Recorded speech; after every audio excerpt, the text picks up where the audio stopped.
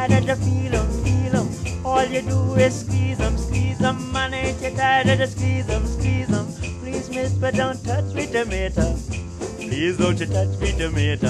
Touch me yam, me pumpkin potato. For goodness sake, don't touch me tomato.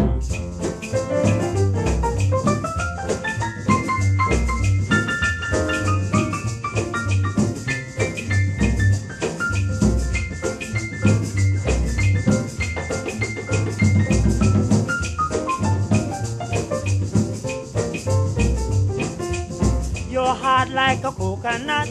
Nuts on nuts, but nothing but. Before the temperature get hot, man, make up your mind just what is what. All you do is feel 'em.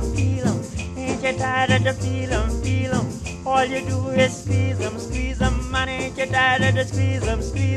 Please, mister, don't touch me tomato. Please don't you touch me tomato. Touch me yam, me pumpkin potato. For goodness sake, don't touch me tomato. A desalambrar, que la tierra es nuestra, es tuya y de aquel, de Pedro y María, de Juan y José.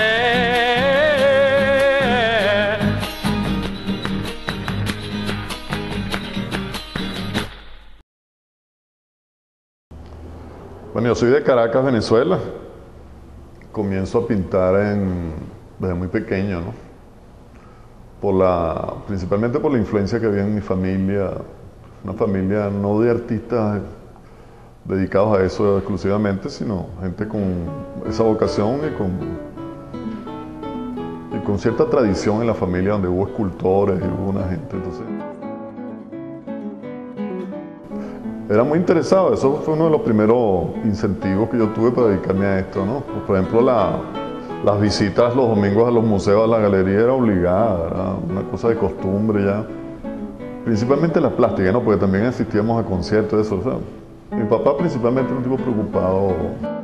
Había una parte que uno veía en los museos, los pintores clásicos de Venezuela, como Michelena, Cristóbal Rojas, toda esa gente, ¿no? Sí, uno de los primeros que yo veo a través de los cuadros icónicos, ¿no? Como Miranda en la Carraca, como La Caridad, ese tipo de obras, ¿no? Pero también a mí, mis tíos me regalaban libros de pintores también. Uno de los primeros que yo recuerdo, de los primeros pintores que recuerdo haber visto y que me impresionó fue Joaquín Sorolla, por ejemplo, ¿no? Que yo siempre, bueno, hasta ahora, ¿no? Uno quedaba impresionado con ese trazo, esa gestualidad en su trazo, bueno, y la luz tan grande que tenía. Uno de los primeros también, Ignacio Zuloaga. Casi todos pintores españoles, ¿no? Fueron los primeros pintores que yo vi. Goya, por supuesto, incluso Fortuny, que después, más adelante, tuve la fortuna de verlo en Barcelona, en España, ¿no? Bueno, yo me imagino que tiene principalmente y primero tiene que ver con las características del carácter que uno por naturaleza tiene, ¿no? De tu manera de hacer las cosas. Yo siempre he sido muy minucioso en las cosas que hago, ¿no? Y también la influencia, yo me acuerdo que otra de las cosas que se me olvidó mencionarte cuando las primeras cosas que yo veía en gráfica y esas, eran una cosa que llevaba mi papá a la casa, que eran como unas historietas que se hacían en China, ¿no? Que casi todas eran ilustrativas de la Revolución China, en su guerra también contra el Japón. Y todas esas cosas con la minuciosidad que tienen los asiáticos, una cosa que tuvo mucha influencia en mí, ¿no? Ahora que tú lo preguntas, yo buscándole el origen de esa cosa podría estar ahí también, además de la manera de ser de uno naturalmente, ¿no? Entonces es una cosa que me obsesionaba, no tanto ahora, ¿no? Por ejemplo, el detalle reducido a espacios muy pequeños. Eso es una cosa que yo no podía evitar. La cosa me salía así sin yo proponérmelo ni nada.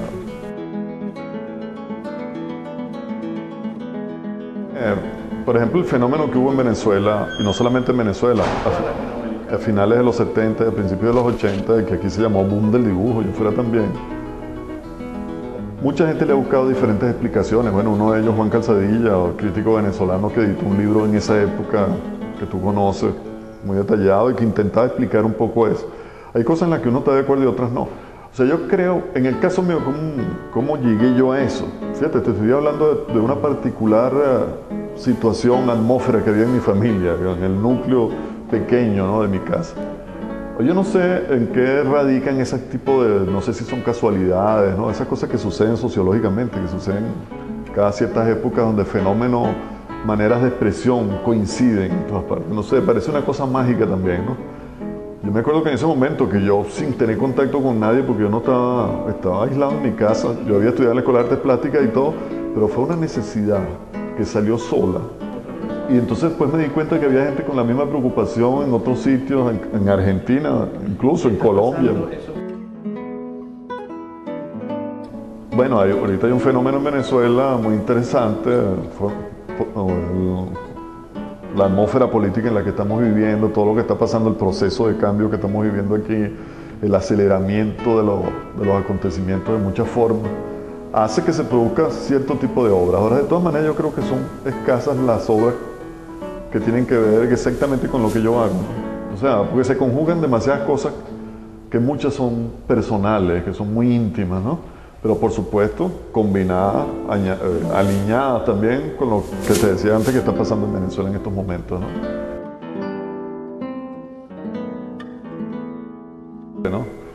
Te estaba hablando antes de Zuloaga, por ejemplo, ¿no? Esos sepias y todas esas cosas, esa cosa oscura que ellos tenían.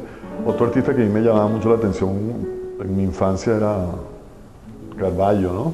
Sí, o sea, es una cosa que es inconsciente y que tú después descubres y haciendo análisis, cuando te pones el cerebro a trabajar en eso, ¿no? Y dejas la pura intuición y la cosa, te das cuenta de que todo tiene sus raíces, ¿no?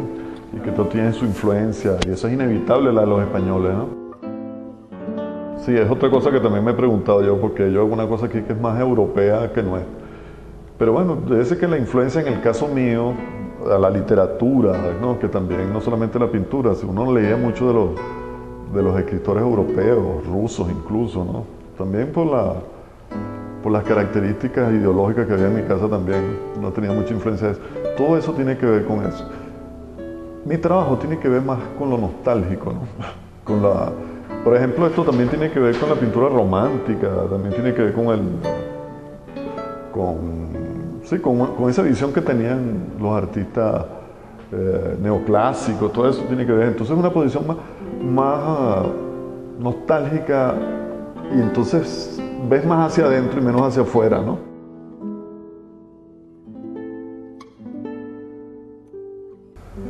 Bueno, yo siempre tengo que volver a las raíces primeras, ¿no? Mi casa, yo te decía antes que mi primera escuela en la pintura fue en la escuela en mi casa, que mi papá era encargado de la producción de la propaganda clandestina del Partido Comunista en Venezuela. Eso es en los años 60, yo tenía 10 años, por ahí, ¿no? Pero entonces se trabajaban, hacían afiches, hacían reproducciones de todo tipo, volantes, yo conocí el multígrafo ahí, la serigrafía la conocí ahí, yo me puse a investigar gracias a eso que estaba pasando en la casa. Entonces, la influencia política, directa o indirectamente, ha tenido mucho que ver con mi trabajo siempre, ¿no? Esas cosas detalladas que yo te hablaba también de los cómics o de los libros de historietas de la Revolución China y de todo eso que pasaba en Europa Oriental, y todo lo que se producía allá, Polonia, todo eso. Tiene que ver con eso. Ahora, todo esto se ve más acentuado con el proceso que estamos viviendo en Venezuela. Yo por lo menos, esta serie que yo estoy haciendo que tiene que ver con un pintor venezolano que se llama Michelena, que hizo un retrato de Miranda, prócer nuestro, de los primeros de la revolución en Venezuela, cuando Bolívar y todo eso. Yo lo he transformado en una versión mía, ¿no? Sí, porque dejó de ser un cuadro, que era un retrato de Miranda, para convertirse en un retrato de la cama de Miranda, que es un retrato de la cama en general, ¿no? Como símbolo. La cama es muchas cosas. La cama es donde se hace el amor, donde naces, donde mueres, donde agonizas, donde te enfermas, donde descansas, todo. O sea, es un tema infinito, icónico, la cama nada más. Eso dejó de transformarse. Ahora, Miranda, primero aparece este cuadro por la influencia que siempre tuvo ese pintor en mí. O sea, ahí siempre me ha llamado mucho la atención, me ha llegado muy hondo la habilidad manual, el don que tienen algunos pintores. Por ejemplo, te hablaba de Sorolla también por eso. Tú ves en la pincelada de Sorolla, en el gesto, una exactitud, un nervio preciso, ¿no? Acerca de lo que está haciendo. Son las cosas en las que yo siempre me he fijado y que ha tenido mucha influencia sobre mí. Entonces Michelena, y Cristóbal Rojas también, ¿no? que los temas de Cristóbal Roa son mucho más profundos, mucho más, se sienten más crudos, más abiertos, ¿no? Porque, bueno, una formación diferente también, ¿no? Michelena es de las clases más altas y Cristóbal Roa tiene otra procedencia, huérfano, etcétera, ¿no? Entonces, bueno, a eso se debe, pues, me imagino yo, uno siempre trata de explicar las cosas de alguna manera y a lo mejor no son las más exactas, ¿no? Pero yo creo que ahí está la clave de la cosa, ¿no? Es un pintor demasiado influyente en mi infancia, donde me lo encontraba de diferentes maneras en diferentes sitios, donde se hablaba de esa generación muchísimo. La Escuela de Artes Plásticas también, donde yo entré desde pequeño. Yo después, grande, estudié en la Escuela de Artes Plásticas, pero mi papá me metía también en los cursos de pintura infantil. Entonces yo me iba al museo a ver esas cosas, yo solo. Sí, hay varios proyectos. Uno de los proyectos es una exposición que va a ser presentada en el Museo de Arte Contemporáneo de Caracas el año que viene, que se va a llamar De la Guerra, ¿no? Eso es un título tomado prestado de la serie de Goya de grabado que se llama Desastres de la Guerra.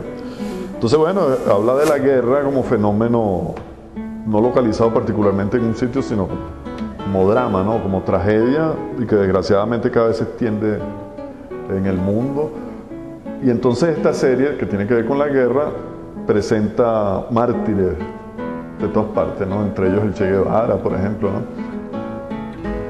Y también hay una exposición en Uruguay, en diciembre de este año, en la Embajada del Uruguay, a la que fui invitado, que va a ser una serie de retratos desde México, de los héroes, de sus luchas, cada uno en su particular situación, desde México hasta la Patagonia, pues, ¿no? Bueno, dentro del proceso que estamos viviendo hay mucha improvisación también, producto de la velocidad con que se hace todo. Muchas veces hay mucha más buena intención que buenos resultados, ¿no? Entonces, yo recuerdo que en el problema del muralismo, el fenómeno del muralismo, yo participé en los años 70, en los barrios de Caracas, principalmente en el 23 de enero, de un grupo que fundamos una manera de hacer murales, ¿no? Y dedicados, bueno, nosotros estuvimos presos, por ejemplo, yo era menor de edad con eso, cuando invadieron la Universidad Central de Venezuela durante el gobierno de Rafael Caldera, que la allanaron como 6 meses, algo así. Entonces estamos haciendo murales, nos llevaron presos, terminamos en los sótanos de la DICIP. O sea, hay una experiencia, sí, menores de edad. Hay una experiencia en eso, y eso que tú dices es verdad, ¿no? Tú notas que lamentablemente hay mal gusto, que hay torpeza en mucho. No sé si es que el muralismo últimamente ha sido soslayado, ¿no? O subestimado por otras formas de expresión digitales o no sé qué cosa, ¿no? Pero uno ve muy poco de eso. Ahí en el Liceo Andrés Bello, por ejemplo, aquí en Caracas, cerca del Ateneo y todo eso, hay unos retratos que me parecen buenos, ¿no? Pero son excepciones dentro de eso que debería ser. El mural es un método de difusión de ideas y de arte también muy importante. Bueno, yo siempre tengo que volver a las raíces primeras, ¿no? Mi casa, yo te decía antes que mi primera escuela en la pintura fue en la escuela en mi casa, que mi papá era encargado de la producción de la propaganda clandestina del Partido Comunista en Venezuela. Eso es en los años 60, yo tenía 10 años, por ahí, ¿no? Pero entonces se trabajaban, hacían afiches, hacían reproducciones de todo tipo, volantes, yo conocí el multígrafo ahí, la serigrafía la conocí ahí, yo me puse a investigar gracias a eso que estaba pasando en la casa. Entonces, la influencia política directa o indirectamente ha tenido mucho que ver con mi trabajo siempre, ¿no? Esas cosas detalladas que yo te hablaba también de los cómics o de los libros de historietas de la Revolución China y de todo eso que pasaba en Europa Oriental, y todo lo que se producía allá, Polonia, todo eso, tiene que ver con eso. Ahora, todo esto se ve más acentuado con el proceso que estamos viviendo en Venezuela. Yo por lo menos, esta serie que yo estoy haciendo que tiene que ver con un pintor venezolano que se llama Michelena, que hizo un retrato de Miranda, prócer nuestro, de los primeros de la revolución en Venezuela, cuando Bolívar y todo eso. Yo lo he transformado en una versión mía, ¿no? Pero eso ha llevado, de acuerdo a lo que estamos viviendo, a hacer una serie de retratos también de Miranda, de ese prócer.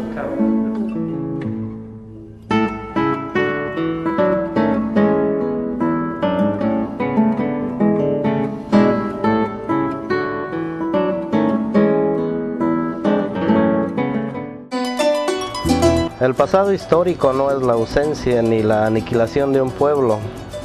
El presente nos enseña lo contrario.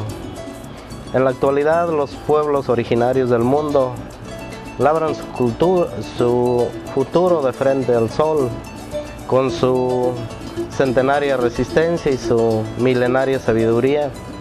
Hoy hablan al mundo. Escuche Voz de la Tierra en KPFT 90.1 FM todos los martes de 12 de la noche a 3 de la mañana. Los esperamos.